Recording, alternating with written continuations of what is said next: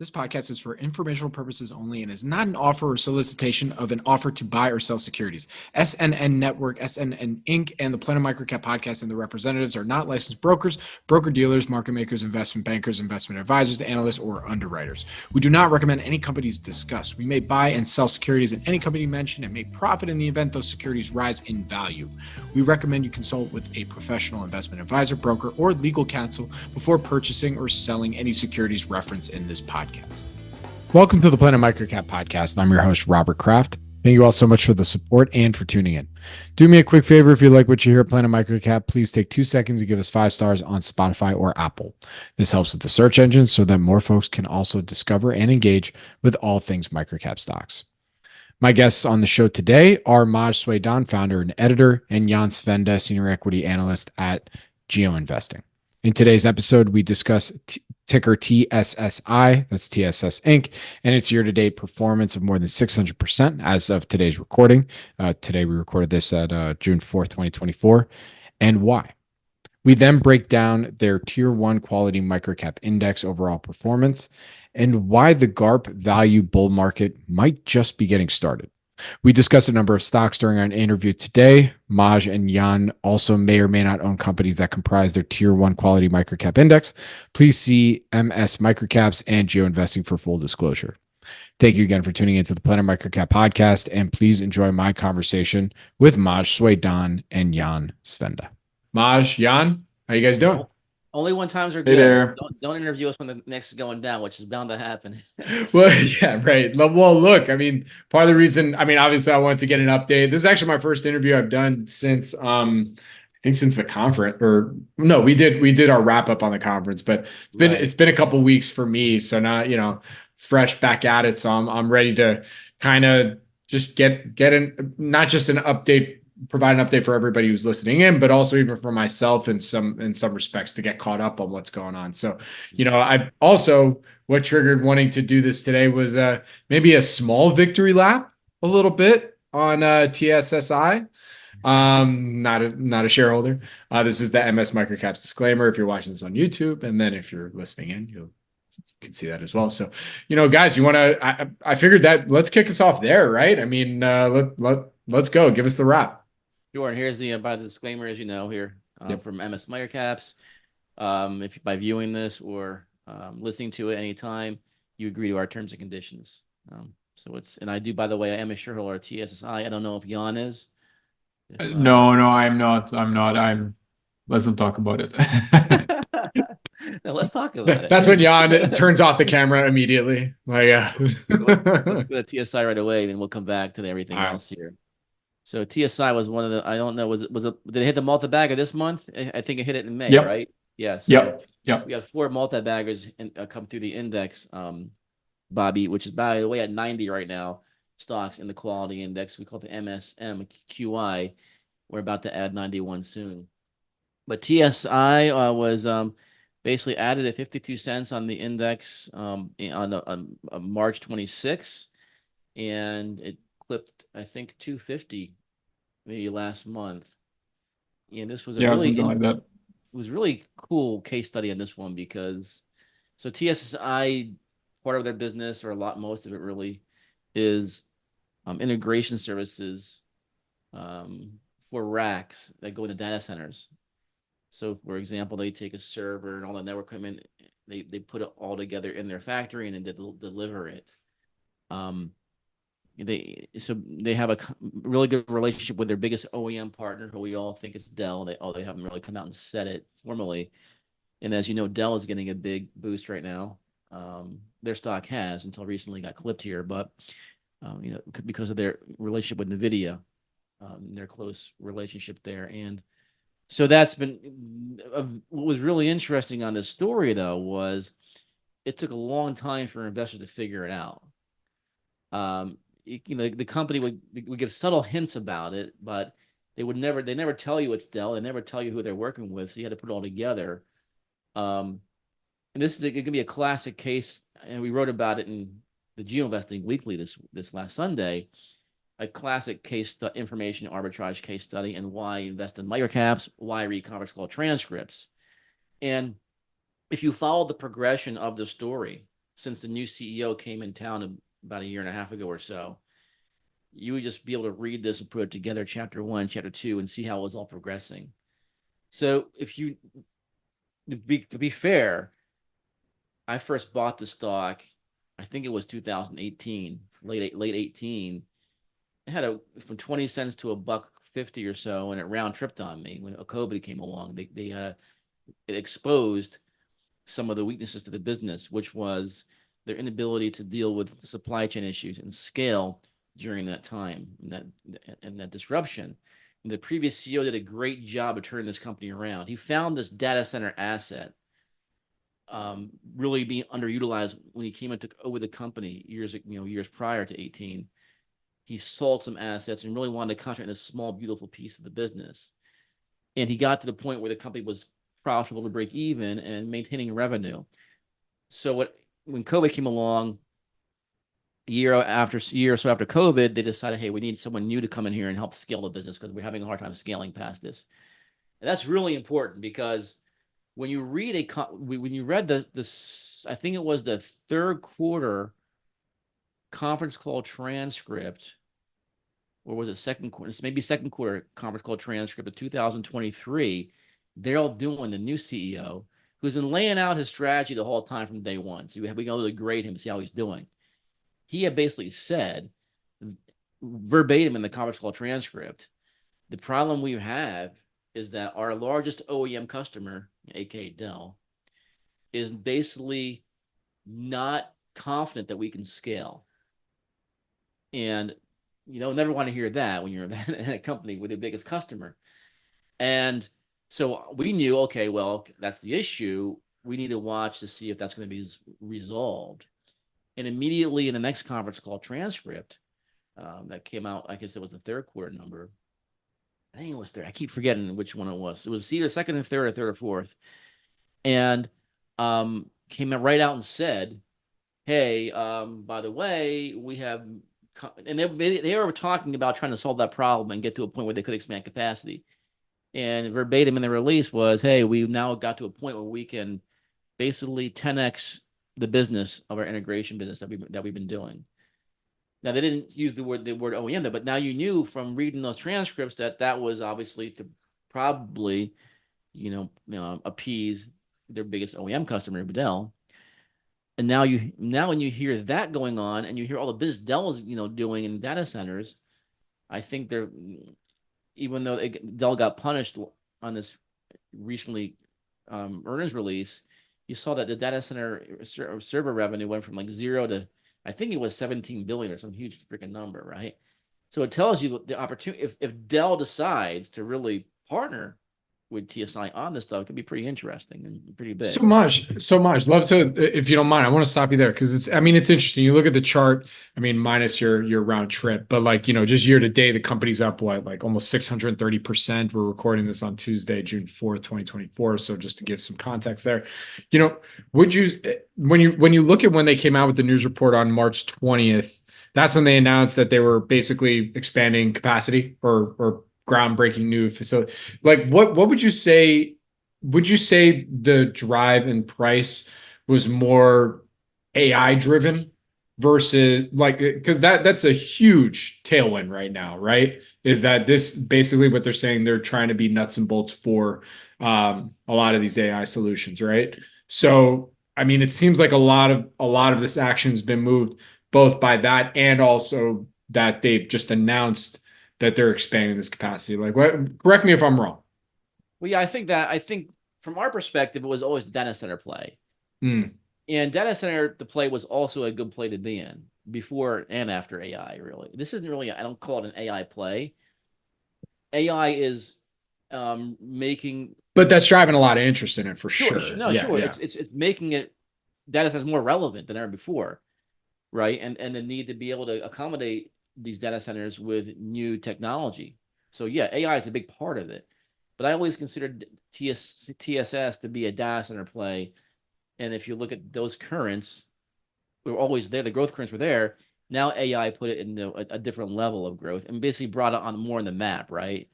Because you have, whenever you see Dell put out a press release, they're talking about AI data centers. They're working with NVIDIA on it, so it brings light to it. But what we found amazing was that all that news was out there for weeks prior, and there wasn't really much being put together between. There wasn't that much respect being given to TSS. Even after they reported really strong fourth quarter numbers, which was the first really good quarter in a long time for these guys, the stock just sat there. And even the CEO went out there and bought 10,000 shares. And look, 10,000 shares is a lot of money at like 60 cents, but he was sending a message, especially since he bought a bunch of stock down around 30 cents. It isn't a lot of money. 10,000 shares in 60 cents. I think it's a hint though. Sure. The fact that he bought a bunch before that in the 30, 40 cent range. And now he's like, what's wrong with you guys? You know, please, you know, and I think it was more, look, and to be fair, these nano cap CEOs, we don't know how wealthy they really are, right? I mean, no, I don't even take a salary. Okay, you know what I'm talking about. Yeah, but it was a classic case, man, and then it just exploded. And I don't know where you saw this volume being worked. There was a bunch of selling going on, and we're going to talk about volume in a second. There was all this trade in 60, 70 cents, 80 cents, and all of a sudden, boom, it was like a late Friday push one day. The stock goes from 90, 85 cents to $1.25 or something at the end of the day, and that was it. Not everybody found it. When you start doing some math, right? If they actually fill that 10 times, you know, that capacity, it's some pretty big numbers you start looking at. And furthermore, they're working on other things beyond Dell. So the biggest gripe that investors have with this company is their big reliance on one OEM. But now Daryl was putting in another piece of the puzzle to expand the business outside them. And that's going to be a really key point to like the next, if there is a next move in TSS, it's going to have to be a combination of two things. One, seeing evidence that they are getting more business from the OEM. And number two, that they are diversifying. The diversification piece of it is what potentially gives the TSI the expansion in its valuation multiples. And what you also saw, by the way, some more hints in the TSI story. You know, the company wrote out like a little white paper on the industry, just little digs. You know, boom, boom, yeah, boom. I saw that. Yeah. You know, it's like, hey, here we are. It's a little old TSSI. Yeah, a little black swan. So, you know, we'll see what happens this time. So, you know, I hope, you know, it doesn't round trip this time on me. But yeah, no, I was gonna title this episode the TSSI Victory Lap. I guess we can't do that until you sell, right? Right. No, and that's always my hardest thing in my life is selling these stocks. You're looking for the 10 bagger, a 20 bagger, a 30 bagger. But whatever, I think it's a win. Whatever the case be, it's a win. But you know, there's still. Why don't they raise capital right now? You know, stocks move like we said. I mean, you're showing the 6-month chart here. It's 480%. Like I said, the year to date it's 630%. Why don't they raise capital to fully expand out their facilities, hit on all these different growth trajectories that they're looking to do to sustain this now that there's an interest out there? Well, I think the thing is, what's cool about what's going on here is I think they have a lot of support from their OEM. I don't know if they need capital. You know, they have a pretty good, I think they have a line of credit or a good relationship with a lender. Oh, okay. And you know, you're getting paid. The OEMs are pretty good. I know for some of the business they do factor the receivables, I think, where they sell them. So I don't think that he's in there to raise capital right now. Now I think he would raise capital to maybe make an acquisition, and that'll be the quickest way to diversify for them. Would be really good. I mean, I see that being, and I think the acquisition would be in an area of the business that either maybe adds elements to their integration business that they don't doing, like some more recurring revenue, maybe some software, remote monitoring. I mean, they do a little bit of that now. You know, potentially a company that already has a lot of other, maybe a diversified base. They are doing something now called I think it's called data center moves or on the move, where they're helping companies do the integration services on site for them a little bit. So as opposed to doing everything at the factory, they're trying to help these. So what you have in this data center industry, you have different types of data centers.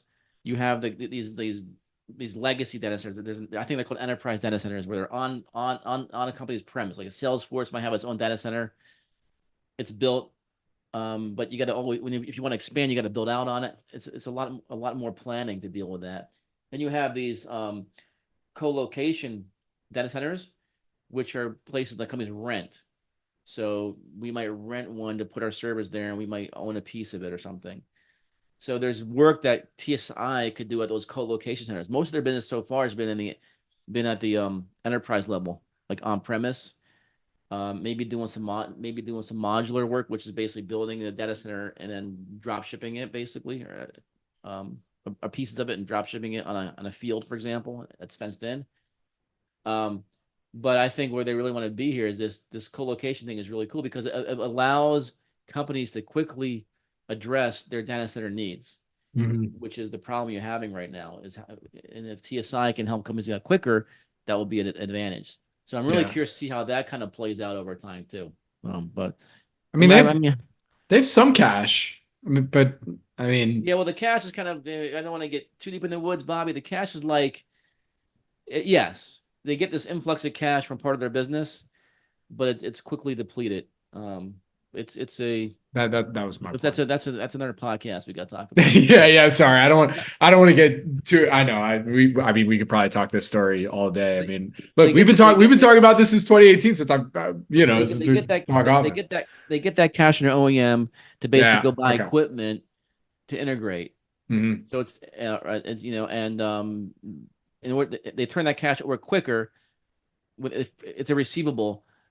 And they sell it. They basically turn that receivable to a factory company. I believe that's how it works. They get the cash in quicker, so they can go buy the equipment and do everything. But we can talk more about that math later. Okay. But it is still relevant. It shows they're getting support from the OEM. Right. The OEM is basically providing them with this cash flow to buy the equipment they need for some of the integration business they do. It's basically a way it's integration business that is sometimes unrelated to data centers.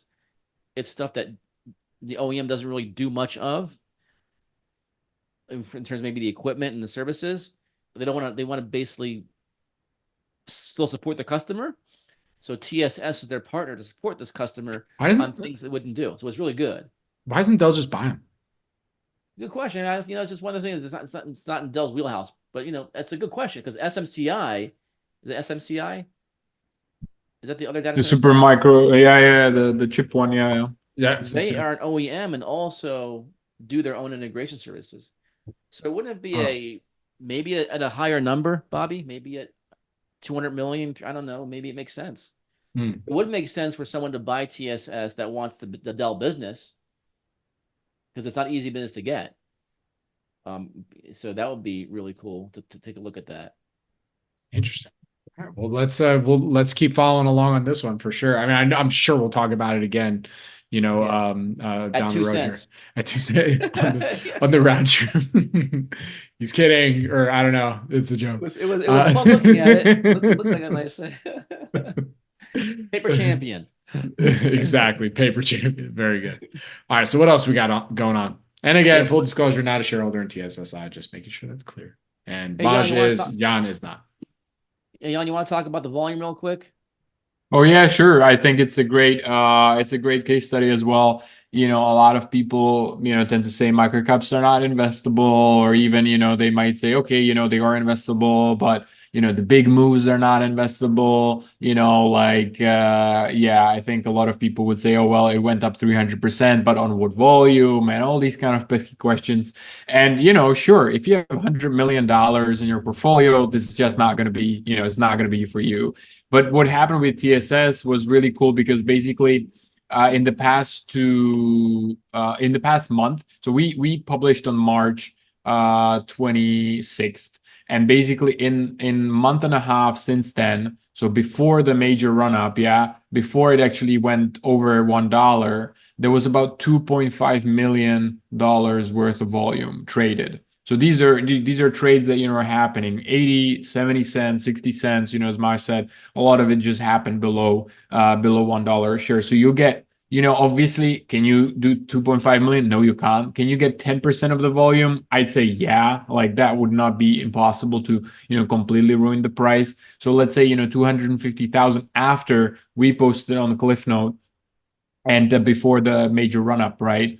Before that, before the Cliff Note, in the past 6 months, TSS did about 1.1 million dollars worth of volume. So there, I think you could pick up a lot more shares because there was a lot less interest. And again, you would not jerk the price too much. So again, you would be able to build out the position even if you knew beforehand. And obviously, with the run up, there was 8.5 million worth of dollars worth of volume traded. Yeah, so that's basically in the past 2 weeks or so, and that was on larger number of shares than since the Cliff Note. So what I'm trying to say here is that it's not really the increase in the dollar volume is not actually only because that price is higher, but also there were more shares traded. So you were able to buy and you were able to sell. Obviously, I'm talking about maybe 200 grand if you were to make it really big, let's say the position. But sure, 50 grand at the beginning, and there you go. You made solid profit. So this is a great case study, now that we're focused on the volume as well, it just again beats all the arguments. And sure, you can't this all day and you can't do it every day, but it clearly shows it's not, it's not impossible. It's really not impossible. And especially we wrote about it in a month and a half, there was nothing much happening, and a lot of still plenty of volume. So I think that just hammers down the idea that you can, it just moves. No, we're not denying that you need a volume to move prices, but the question is, and I think we've always said, Bobby, is like in the stock market, just be right. If you're wrong, you're gonna get killed in the big cap. You're gonna get killed in the small cap. I mean, look at Dell got crushed after earnings, right? I mean, it's a liquid stock, but it opened down like 15% maybe or so. You see it all the time. So people focus too much on that, and you need to be a good investor. You need to buy good stocks, and if you can buy these smaller cap companies when no one's watching them, when the volume is kind of trickling, even smaller, you can build a position smaller over time because no one's like looking at them. And when you're wrong, yeah, you get punished for it. Sure, you do. But when you have moves like this, it kind of makes it all worth the while sometimes to be able to take that risk, if you want to call it risk, I guess. I mean, man, you've been preaching this since I've known you. I mean, that's the duh. That's why we're in this game, and or just go GME YOLO and call it a day. Yeah, don't get me going on that. Yeah, but the nice thing about the index, Bobby, is that it allows us to have like over 90 stocks.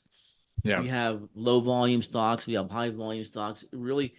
It's really opening up our eyes. This will be another podcast we'll talk about, but the advantages of the index and diversification, I think, is really playing out. Mm-hmm. And I'd love to talk to you more about that. Definitely. No, we'll get into that in probably later on. We'll do like a mid-year. We're not exactly at the mid-year yet, so but we'll do like a mid-year wrap on what's going. Because I also want to talk about too with you guys at a later date about like normalized interest rates and like how that thesis is playing out among small microcap investors, and waiting for when microcaps come back. And I'll get off that point because I have more to say on that. But let's see. So this is the another strong month is the name of this slide. So I guess it was a strong month. Yeah, this is our index. You can see the faint lines. The faint lines there below that. But we know the index was up. I think this might have been our biggest month of the year or last in a while, Jan. I don't know, but 9.4% for the month. So we beat the S&P by 3.5%. Beat the Nasdaq. We're now up on average over the 2 years and change of 47.7%. So it's really looking good here.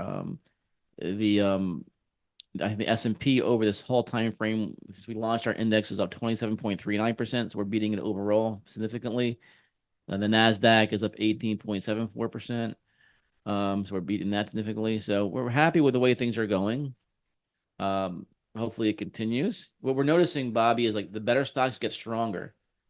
We've done this new thing where we're doing focus stocks from the index. We have 3 of them. all three focus stocks, we made them focus stocks after they already went up almost, I think, two of them 100%. And we were still very comfortable saying, okay, you know what? The business has gotten stronger. That's why the stocks have gone up, but they're still undervalued. We're going to make them focus stocks. That's a good lesson that we're learning there. If you go on the next slide here, so here's just the alpha generated with a chart. You can see where the orange crushing all the indexes. I think we said, let me see here. At the high, we're up 97.7%. That's the average peak return, right? So like on average, the stocks, hit a lot higher. So yeah. And by the way, on the Planet MicroCap one, I just sent all the reconstituted data today, this morning. So it's been a busy 2 months. All right. So it's yeah. So that'll. No, I imagine with the quality of companies you've been following, it's going to get better. Yeah. With what you're doing there. Well, what's crazy? I mean, what's crazy when looking at the data? Not to go on a quick little tangent there. I mean, it's the least amount of constituents that we've had in a quarter the entire time I've done it. I mean, we've always averaged between like 500, 515. This is the first time we're under 500. Okay. And it's from 10 to 500 million market cap on the final day of trade. This is all based on data for the Q1 2024. And it's fascinating because there's 4 of the 11 sectors we didn't even fill out for what we have is like at least it's 50 names per sector, and right. 4 of the sectors didn't even fill it out. I mean, utilities never does, but like media, consumer discretionary was. But it was interesting. We'll talk more about it in the next one. Okay. Some more data. Sure. Anyway, sorry. Excited to see that. Yeah. Now we had 4 new multi-baggers make the list. So we call it the Hall of Fame list, or so we track how many of our stocks at least double. Our highest one so far, 700%, over 700%, which is Hem and Power, which is pulled back. I think it's in the 500% now. But we had 4 companies enter the multi-bagger list, which was FitLife. It's pulled back a little bit from the highs, but it actually got out at 109% during the month. And then we have SGRP. I know Sebastian Krog likes the stock a lot, so congratulations to him for hitting that at the right time.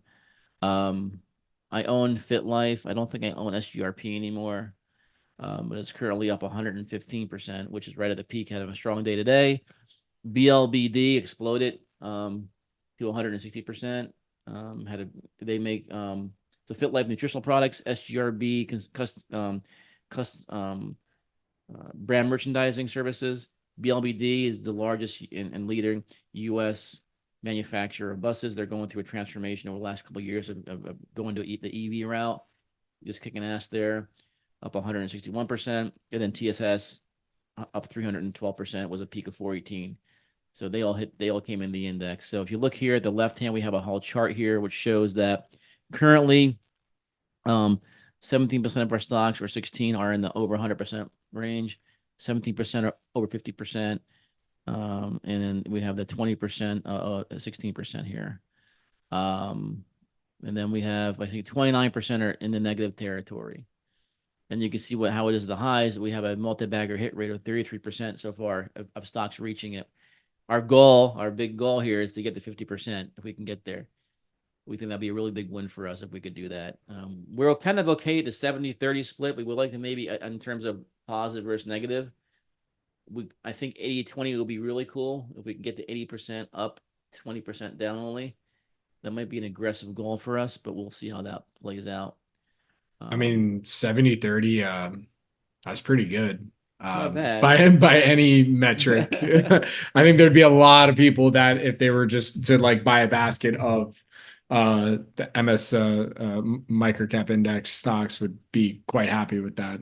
Hey, real quick. The TSS was a run to 1. So we're going to start tracking that too, Jan. The stocks are under $1 to go over 1. So TSI might have been the first one. We had one today. I don't want to mention the symbol. It's too liquid. It went over 1 today also. So we're starting to see really, as we play around with the index, we're starting to get more and more ideas on how we can start generating alpha for our subscribers with this. And remember, this is the information that also feeds Geo too to something. So we pick some of the stocks from the index. We can't have all 91 on Geo. Some of them will make it to Geo too over time.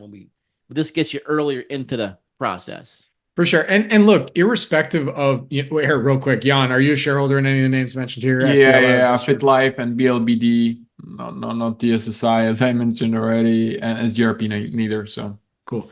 But another reason why I really like your index and what the project here as well is that this, on a very consistent basis, you're showing folks out there that why, especially in the micro nano cap space, it will always be a stock picker's market, right? I mean, this is correct, right? Like this just shows you do your homework.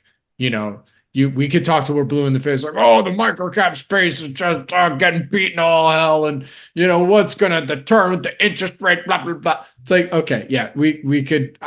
I could do 10 pods talking about that, over the next 2 months. But like at the end of the day, you could also just, hunker down, do your work, find some of these, Well, that was really telling you too is that you hear all these people complain about losing money in the small cap space, but because they're looking at the Russell 2000.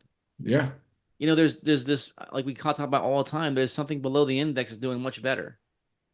And eventually these stocks will all as we do this change into 2022 to where we're at now, where quality matters, these stocks eventually going to be in the Russell. And then everyone's going to be chasing the volume. This long-term multi-bagger kind of run we're going to see in this GARP value investing, whatever you want to call it, underneath the hood of the Russell, I mean, really nano caps. We call it microcaps, but nano caps is going to be just explosive. And I'm going to go, I mean, I'm saying this is 2022. I'm saying it right now, pounding the table. We are not even done this run yet. Now, with the caveat, obviously, could be if rates if they start cutting rates too low, where speculation comes back into play. And I don't think we're going to ever get to a point where it's like that again, where it's 0% rates, and hopefully not our lifetime. We'll see. You'll never say never, but as long as we're in this nice higher rate environment, quality matters, and these stocks are going to shine, man. They're going to shine. You're seeing companies that are. It's basically going to show you like how wide a variety of stocks there are in the nano cap space. There's billion-dollar revenue companies. There's startup companies. It's just there's so much we can do with a diversified index, and we're having a lot of fun with it. And we're only tipping the iceberg here. We have a new product coming out soon. One or two of them we can talk about next time on the pod too. Got it. Here, so how many slides do you have left? Because I know we got a hard stop. So let's. Yeah, we're done. Yeah. Oh, okay. So I mean, my final question for you here, as we wrap up, like now we're pretty much through the Q1 reporting, all the AGMs, all the stuff. We're pretty much there's a couple events coming up, but for all intents and purposes, things are kind of wrapping up before we go into the summer. What's been your impression from either some of the stocks that you are, have in the portfolio that you have been following? What's been some interesting tidbits from various AGMs out there? Just curious as to what your overall impression has been from some of these companies that are reporting for Q1. Like what's been your general, I guess your feelers, how you're feeling about going into the summer? I feel great, man. I think that you had this run of you had a big run.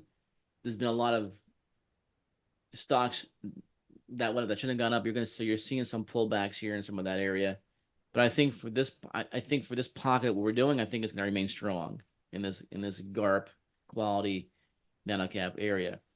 And I'm not a market timer. I don't know where the market's going, but I do see when you see these kind of like meme type of moves, and you see the Nvidia's moves, you start getting worried about a market top a little bit. When they occur, who knows? I mean, when you get these blowout kind of weird pump and dumps, it's often a sign that you've topped out in the market. To tell you the truth, we would love that because it's going to bring more money into these quality companies. What we are seeing is less the pump and dumps and meme stuff not working as well. Like they lose a lot of steam. So we're not too worried about hopefully that getting out of control. But yeah, but I mean, I'm hearing, when I talk to different investors, you just hear different things, Bobby. Yeah. Those that haven't accepted that this is reality, that don't believe what we're talking about, don't see it, never will. Those that lament on not changing with times or buying the Russell 2000 just don't understand it and are stuck in the mud are going to keep losing money. Yep. It's really, really simple right now, man. Just find companies that are about to make money or making money that are undervalued. It's not hard. It's not freaking hard. Stop listening to story stocks, and you're gonna do fine. Dude, I mean, you're hitting on, like, I'll be honest, like, I've been struggling of like, all right, what should we cover next in what's going on in microcap? And at the end of the day, it seems that there needs to be this like come to Jesus moment of, hey, these might be normalized. This might be the normalized rates. Yeah, they might go down a little bit. They might go up a little, like, so if you just take that thesis out of your psyche now and just pay attention to the companies that are either just making money, doing well, near-term profitability, like you said, some of these GARPy ones, you might find some interesting opportunities. I mean, you're everything that you're doing at MS MicroCaps is basically proving that point. Yeah, it's so true. It's once if you're still stuck in pre-2022 of only valuing a company on its revenue and not caring about its multiple, I mean, look, you can hit on that, but what is your best odds of making money in the stock market? Your best odds are these things we talked about. If you're going to pitch me a stock with a price of sales of 7 or 8 or 9 or 10 that has a PE of like 50 or 60, I think it might be a great story, but I'm going to wait for a pullback maybe. It doesn't mean I don't like a story. And you may be right because it's such a great company and maybe they have this moat or something, whatever, but my odds are better and just sticking with what works, and we're proving it works. And there's a company, I don't want to get, I don't want to put out symbols there because we'll save. Yeah, that you just feel bad. It's gonna go right. It's gonna go right to the title. You Speak feel about bad. It, minute 40. when you're looking at these, like one of those alerts, when you look at these on Twitter, great quarter by this company, and then you go try and look at it. Wait a second, okay, this shitty. They're losing money. I don't care if their revenues increase 50%.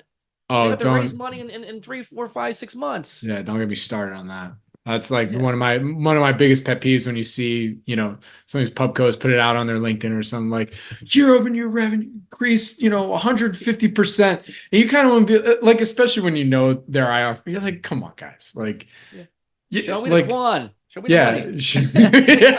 That's all it should be.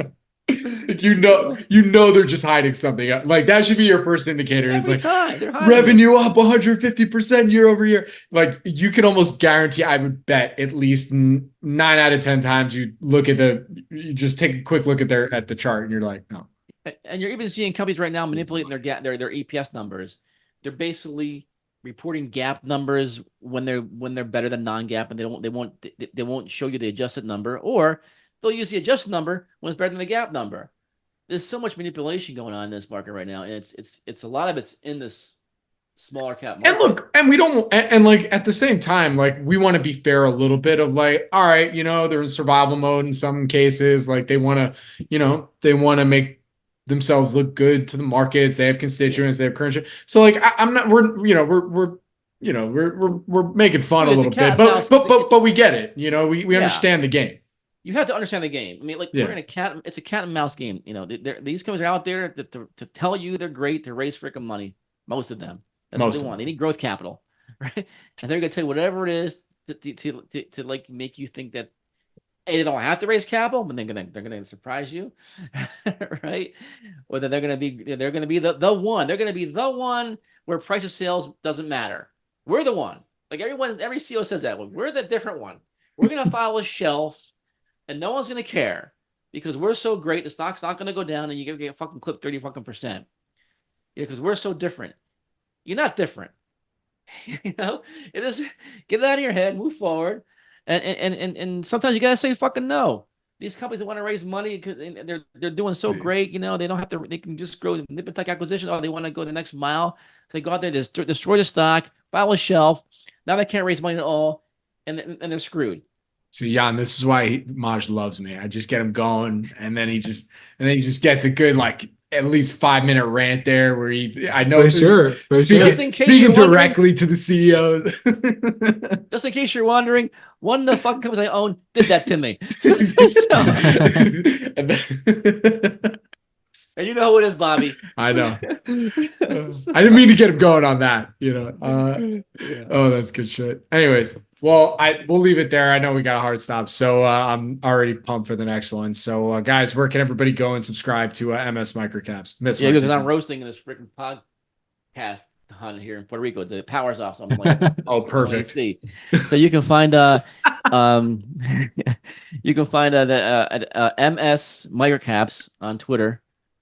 You can find our Substack, MS Cliff Notes on Substack.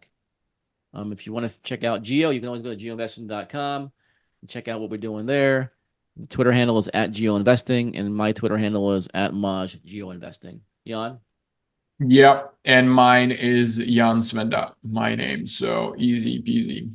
Very cool. Hey, two more stocks. Quick disclosure, Dell and SMCI. Do you guys own either of those? No. No. Cool. All right. Well, dudes, thank you so much. This was great. And I'll catch you in the next one. Hey, thanks, man. Thanks, Bobby. Later.